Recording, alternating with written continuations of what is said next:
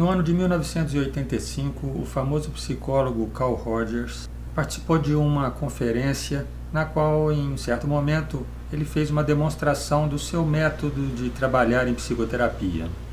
Selecionaram uma voluntária dali da plateia mesmo durante a conferência para que ela se apresentasse diante do Carl Rogers como cliente, que é o termo que ele preferia usar no lugar de paciente, ela trazendo alguma situação problemática da sua vida para que diante de um público se constituísse como uma situação para que Rogers pudesse fazer uma demonstração do seu estilo. Vamos acompanhar como se desenrolou e de tempos em tempos eu farei algumas considerações chamando atenção para pontos importantes da sessão. Vamos ver. I don't know what might be of concern to you, but I'd certainly be very glad to hear. Well, my problem kind of is old and new together. I lost a set of twins about 2.5 years ago. And for me, that was a first pregnancy, and working on my career and whatnot, I kind of put pregnancy aside, thinking when I'm done with my career, I'll have children. And so that first pregnancy didn't work out very well. And with my age, I'm 35 now as I'm getting older, and I've been trying for 2.5 years to become pregnant and have not done so successfully. I've kind of, started to feel, like a failure. And I think it came from once I read a poem, and the poem said that to have a child is to have your only chance of making a miracle with God. And I never looked at it that way before. I always thought pregnancy was the pits. You were fat, you were ugly. And I didn't enjoy my pregnancy at all. And when I did start to enjoy it, that's when I lost the twins. And so now I'm upset that I can't become pregnant. But right now at this very minute, I could be. And that's scary to me too.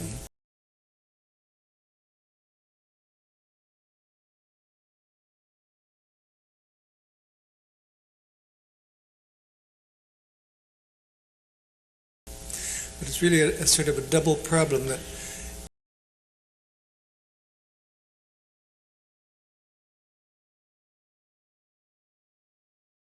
you would like pregnancy to be something you would enjoy, and yet when you began to enjoy it, you lost the twins. And now it really is a confusing situation, isn't it? Of wanting a child very much, wanting that miracle, yet not being sure. Mm-hmm. Well, I think I'm sure that I want that. Okay. I'm more afraid that if I am pregnant this very minute, that there's loss down the road.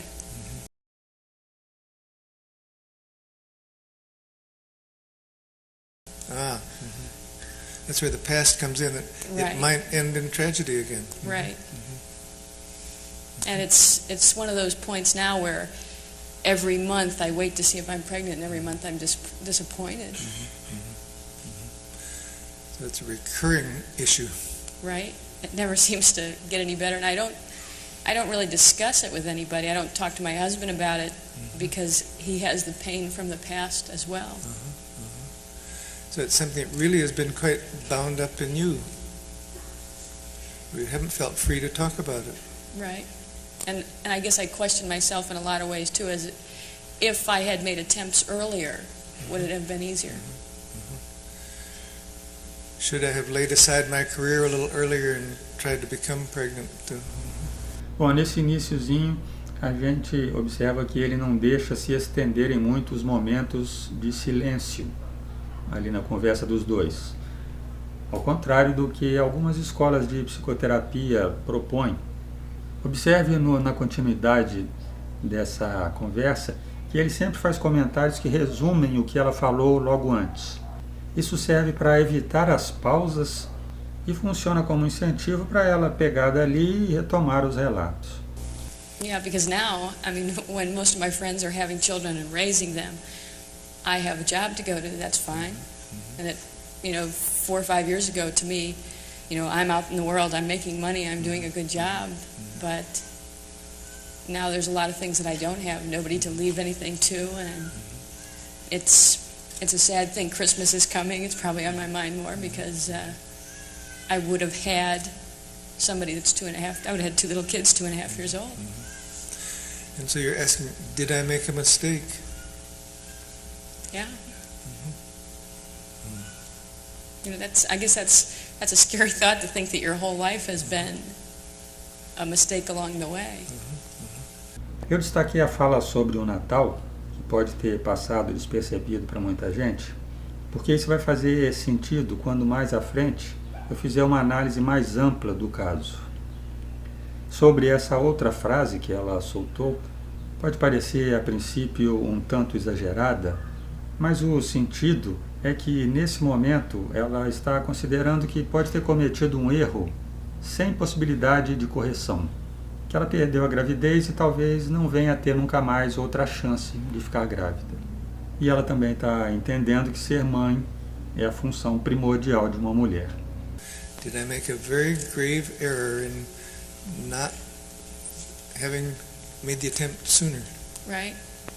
And I look at it that more and more things seem to play on it. The pressure from my family. I'm an only child, so consequently my mother always wanted to have a grandchild. She has a terminal illness now and could possibly die. I mean, it could go on forever, for a long time, but as if I haven't given them what they'd like to. But there's a lot of pressure toward, you must have a child, you must. Yeah. But I guess I think of so many things that go on with that with me. I believe in you either win or you lose, and to me right now I've lost. I'm not quite sure. You feel it was win or lose and you have lost? Yeah. To me I play games, I do things to win. And in the pregnancy, I wanted to win to have the child, and instead I lost. And I don't like to play things that I could lose. So that's one game, a very important game that you feel you lost. Yeah. Ela diz que ou se ganha ou se perde, né? E no caso ela perdeu. Parece um caso bem claro daquele tipo de viés cognitivo chamado de visão tudo ou nada, em que ela está mergulhada aí nesse momento. And you're the kind that likes to win. Definitely. And I like to make people happy as well, and I know my husband, my parents, all of those other people would want, a child, an offspring, a grandchild, as well as I would like one. It's not like I'm just trying to do it for somebody else. I think there's that part of me that says, this is normal, this is proper, you lost twins, how can you replace, what can you do to have that? So you'd like to not only satisfy yourself, but all these other people too. Yeah, I think everybody would be happy in the long run, and me especially.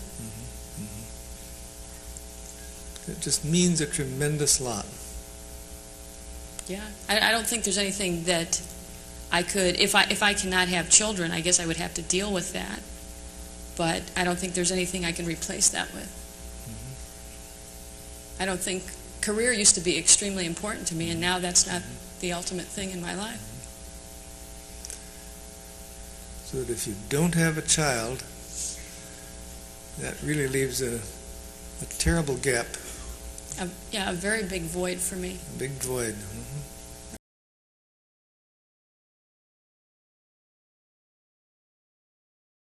Right. I have a very loving, nice, wonderful husband, and I care about him a great deal, but there's that extra thing that we could share together, out of the love that we do have. And somehow I feel cheated. You feel cheated out of something that would enrich your marriage as well as you? Yeah.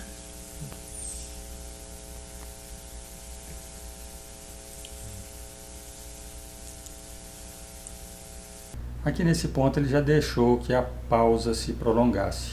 Nesses casos, Às vezes a paciente tem nessa pausa tempo para se lembrar de algo que ela quer dizer.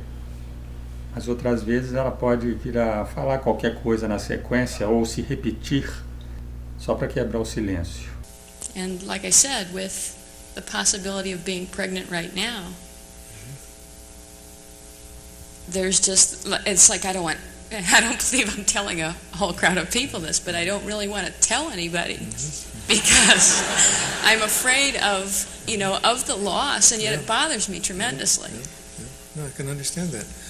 That it's kind of thing where mentioning it might be superstitiously wrong or something. I mean, it might. Well, that, and I guess if I am pregnant, I would like it to be nobody knows until they can really, really tell, and then maybe it's going to last that time.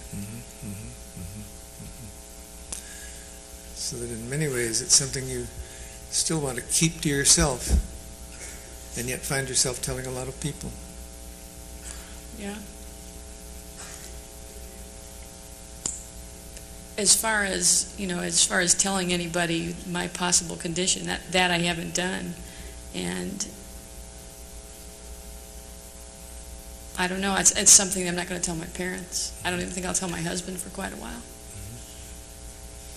So it really is something highly personal and kept within, and easier to talk about to strangers than it is to people who mean a lot to you.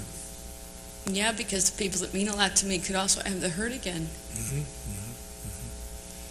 And you don't want to lead them on and then no, think to another tragedy. No, not like the last one. That is very hard.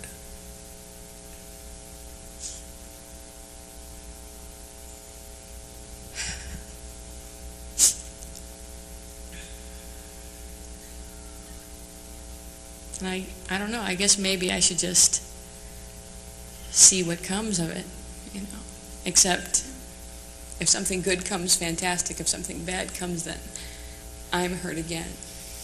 Nobody else is. I see. If you keep it to yourself, then if it all works out, great for everybody. Right. If it's a tragedy again, that's for you alone. Yeah. Eu estou sentindo falta, nessa altura, dele fazer algumas perguntas, além de apenas ficar resumindo o que ela fala. Perguntas para explorar novos pontos de vista e ver como que ela se manifesta a respeito de outras possibilidades, diferentes dessa que ela escolheu. Por exemplo, nesse ponto poderia ser perguntado: mas não seria um fardo pesado demais para você suportar tudo isso sozinha? I guess maybe I think that I have some guilt left over from the last time. I think whenever you even though it was a premature birth, if you lose a child, I think you place some guilt on yourself. And I don't know, I guess I just do wondering if I shouldn't have done certain things and whatnot. Could I have made a difference? Could I have done something differently? Right. And I try to, in my head say, no, you had a less schedule than you usually have. You were more calm. You were resting more. I say all those things to myself logically, but when you go through the loss, there's no answer. Then you're kind of stuck with, well, I was the keeper and didn't do well. So your mind says you were doing as well as you could possibly do, but something in you says, well, but maybe you could have done something. You were the keeper, and you did lose. Yeah. Eu acho que esse seria um aspecto interessante de se averiguar. O que ela acha que fez de errado durante a primeira gravidez? O que ela poderia fazer diferente se engravidasse novamente? Talvez isso viesse a diminuir um pouco esse sentimento de culpa dela. And I think that's part of that, though, is the reason that I still want to have the child. Not only do I want one, but I want to fight back and say, hey, this doesn't happen to me. I'm a winner. Yeah. And see, then it comes again into things like, I've always had everything I wanted. I was an only child. I was probably a little spoiled. I had a job. I had a career. I've had money. I have a house. I have a decent marriage. I have all the things that sometimes people make comments about of, oh, well, now she has everything. And that one thing that I wanted, I didn't get. So it would look as though, no, you've got everything. Not the important thing you want. No, which then turns things for me into being the failure aspect. Not doing well, of being the failure. Yeah. Bom, esse primeiro vídeo vamos encerrando por aqui. Até aqui o que eu quero destacar de mais importante é que esse caso serve como uma demonstração de como é importante você tomar notas durante a sessão. Muitos detalhes vão aparecendo, sendo colocados, coisas que não dá tempo para o psicólogo digerir de imediato. Muitas perguntas que ele poderia fazer, que ele não vai conseguir pensar em todas assim tão depressa. E perguntas também que não devem ser feitas naquele momento, porque está começando ali a conversa, para não interromper o fluxo de fala da cliente. Essas anotações vão ser fundamentais no final, como eu vou mostrar, e quem estiver gostando até aqui, convido a assistir o vídeo de continuação desse. Até lá!